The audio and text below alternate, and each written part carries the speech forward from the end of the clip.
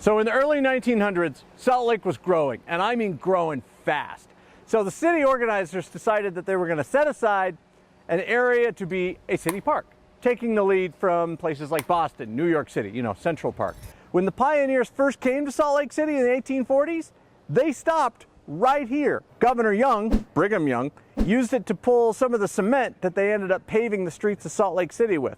That all came from what is now Memory Park. When it became a park, the city didn't do anything with it.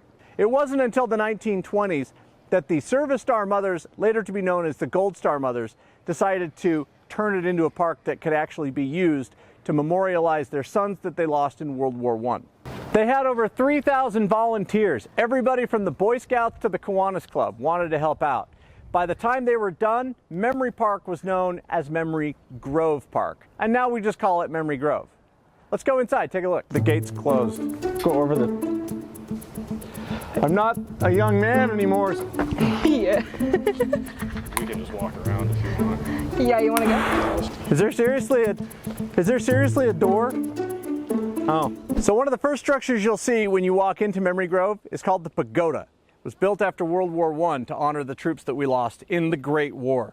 Started in 1928. It didn't get finished until 1932. That's 16 years after World War I ended. It's actually got the name of every Utah soldier who died in World War I. And it's sobering to look at because there are a lot of names on that list. So right behind me here is the Meditation Chapel, built in 1948 by Ross and Elvira Beeson, whose only son was killed in 1944 when his P-40 Warhawk went down in the sea off the coast of Italy. His body was never found. They decided to put $125,000, that's $1.3 million in today's money, into a chapel where families could celebrate their loved ones that didn't get a proper burial after World War II. So the Meditation Chapel was finished in 1948. Over 10,000 people came to its dedication. Unfortunately, Lieutenant Beeson's mom, Elvira, did not live to see its completion.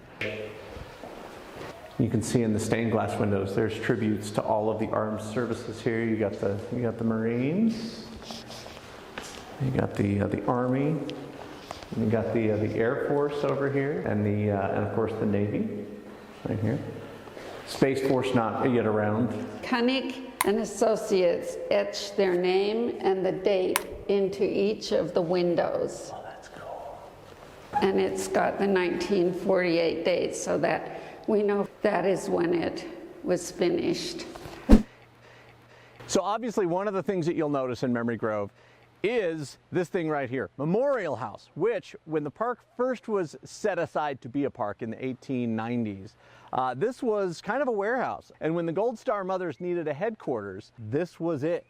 It was remodeled, cleaned up. Portions of it were added in the 1950s, a few more in the 1970s, and then in the 1980s, they moved out, which the building kind of fell into disrepair.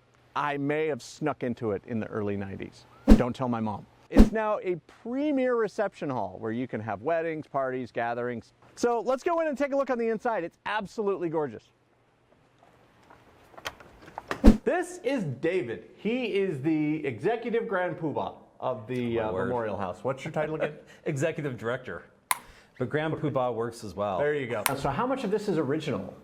Well, all the woodwork in this area is original, and basically all the room features in the main hall, including the chandeliers, are original, which is amazing because people were entering this building, spray painting. Maybe you know a few, maybe you know a few of those people. Even in Salt Lake, the Vandals have good manners. This looks to be 1930s, 1940s?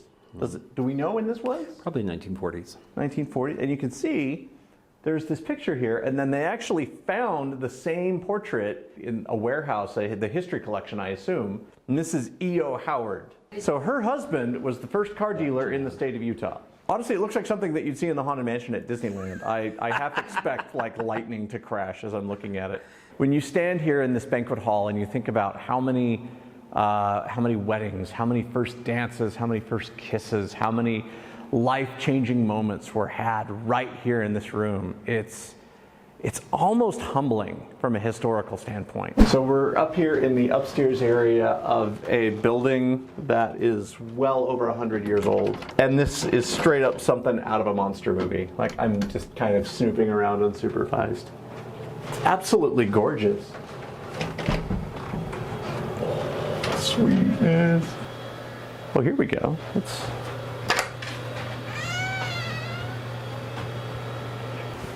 climb through this. Oh, dude. This is crazy. Dude, look at the spider webs. I gotta get in there.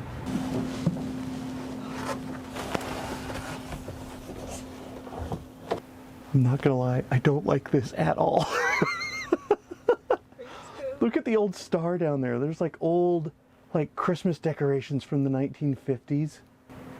Do not trap me in here. I swear I will beat you. I will put hands on you. Do not. This is where the witch ate the kids. So one of the many urban legends that surround Salt Lake would be the witch that lives above Memory Grove. And this was the altar, and I'm standing on the pentagram. No, none of that is true. Children. So there you go. Memory Grove. My big thanks to David, to Gabby, and to Lindsay for helping us out today. Stop on by Memory Grove, and as always, like it, subscribe to it, and if there's somewhere you would like us to explore on cool stuff in Utah, comment down there, or over there, or over there. Facebook, right?